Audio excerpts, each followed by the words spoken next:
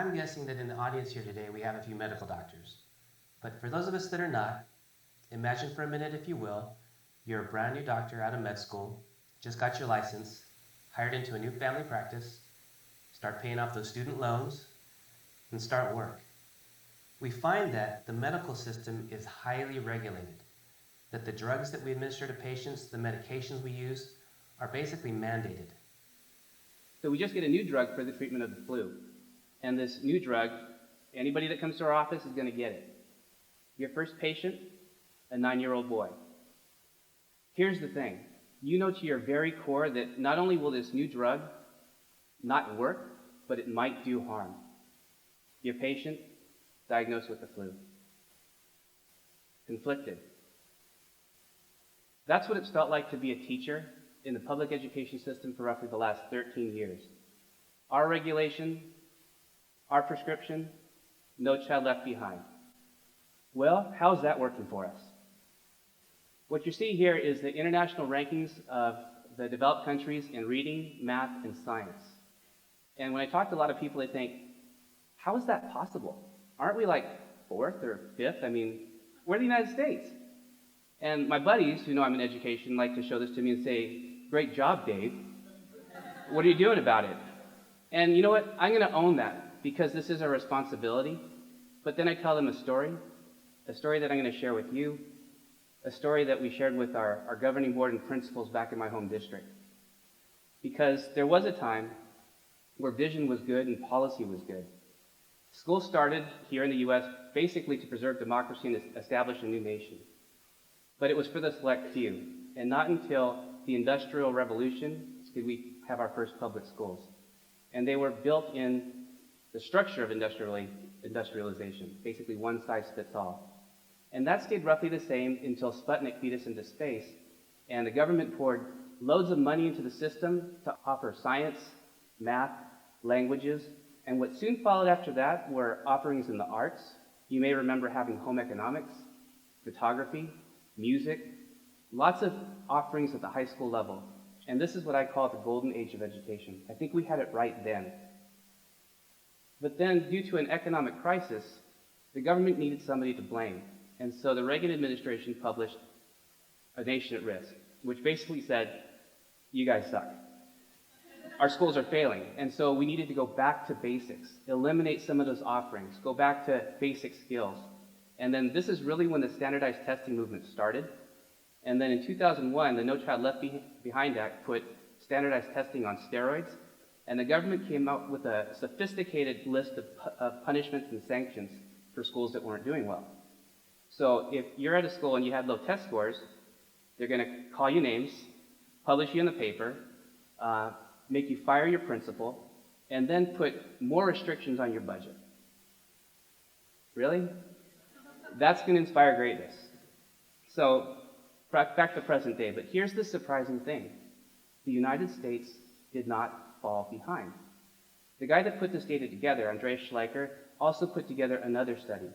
And this is better data because it shows how many college graduates are each country putting into the workforce.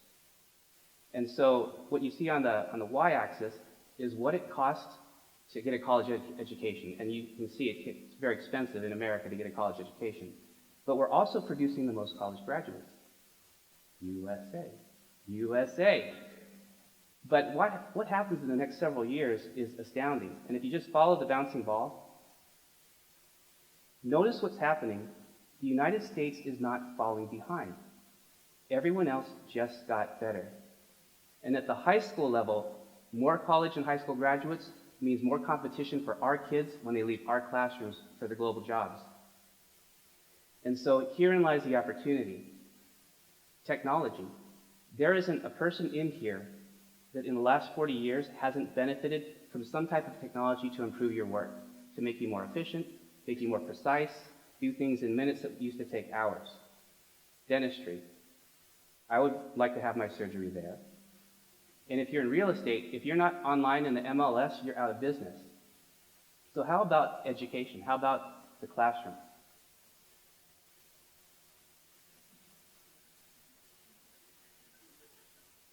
Did we miss the boat? Well, here's the thing. It's not too late because the boat's right here and we have to get in it right now. And so when I was in school, if the teacher didn't have the answer, if it wasn't in the textbook, there was no answer. But now that Google's organized the world's information, made it universally accessible and useful, and information is everywhere, how should it change?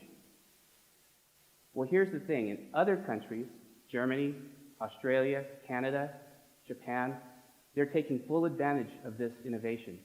And now even third world countries, Rwanda, Ghana, Kenya, have one-to-one mobile learning initiatives for their kids, largely because they lack the infrastructure of school and they want their kids to have access to learning and knowledge.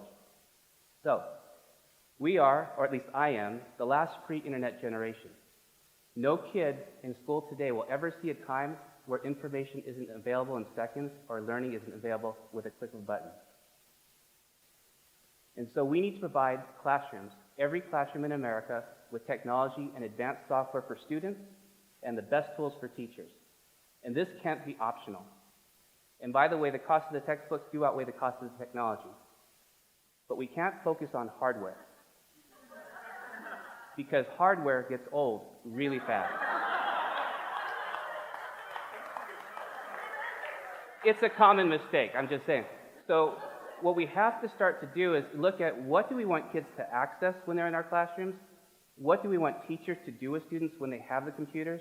And so a curriculum map will look something like this. So you see the basic skills, but if every kid has a computer to use in their classroom, we can teach them how to code, how to program a computer. We can teach them foreign languages. There's no limit to the opportunities that we as teachers or we as families at home can provide for our students in the area of learning. But let's go back to some of the basic skills. So traditionally in math, I'm the teacher, you're my class, it's October, so we're going to learn fractions. Well, for this group in the middle, that's just right for you. But for my slow learners,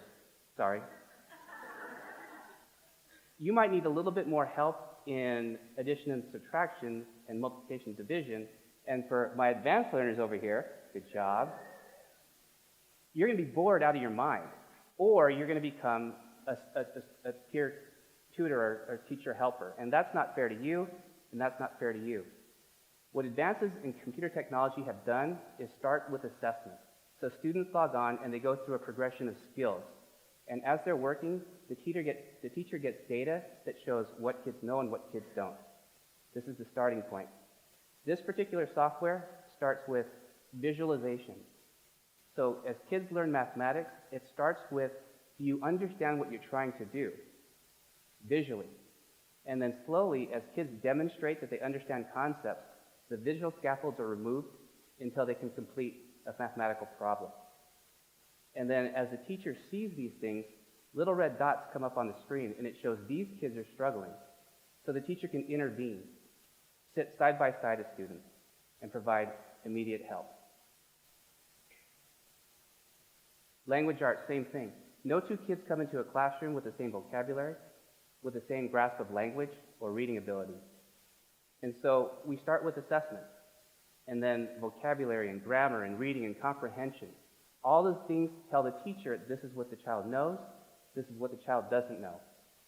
And then, this is the superpower. In our district, we have over 40 languages spoken in our classrooms. 50% of our kids are English learners. It's hard to teach a diverse group like that. But this program speaks to kids in their native language, all 40.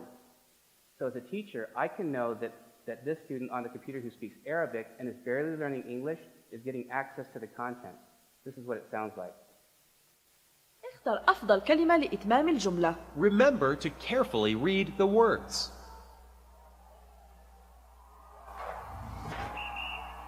Goal!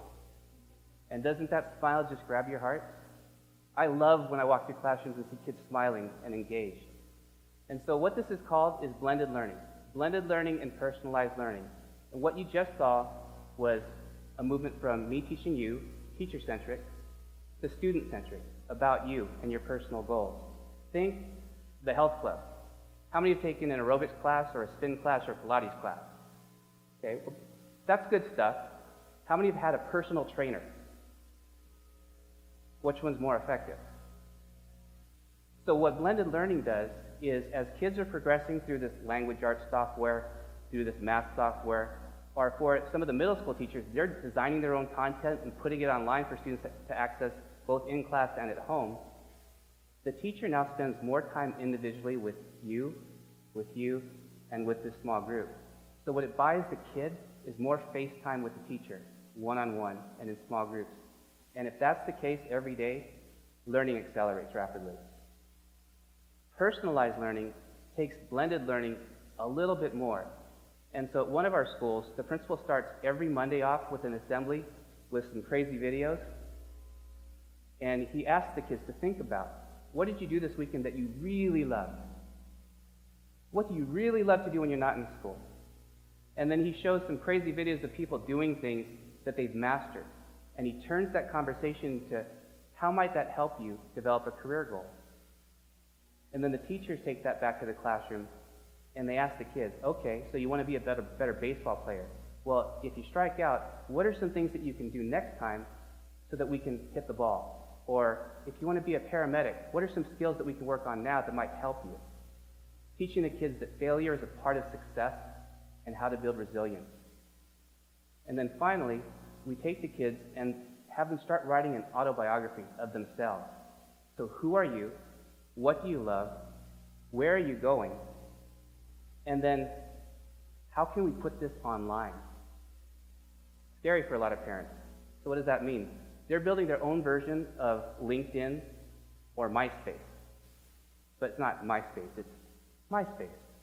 Because we want to teach kids how to digitally build themselves online in a positive way.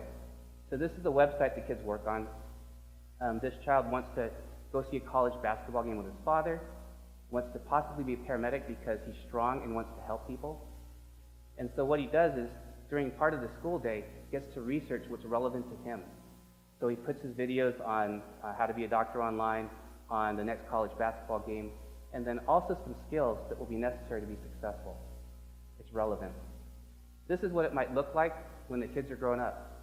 My colleague Shane was a teacher trying to be an administrator, started working on himself and put all his content, all his accomplishments online, instantly got a job. What if we start our kids doing that when they're 5 years old? So adaptive, blended, personalized. And then my friends say, well, all right, Dave, I think you got it. It's pretty good. And so then our leadership team said, well, we have to engage our parents. And then the principals went back to their school sites with the same presentation and had the conversation with teachers.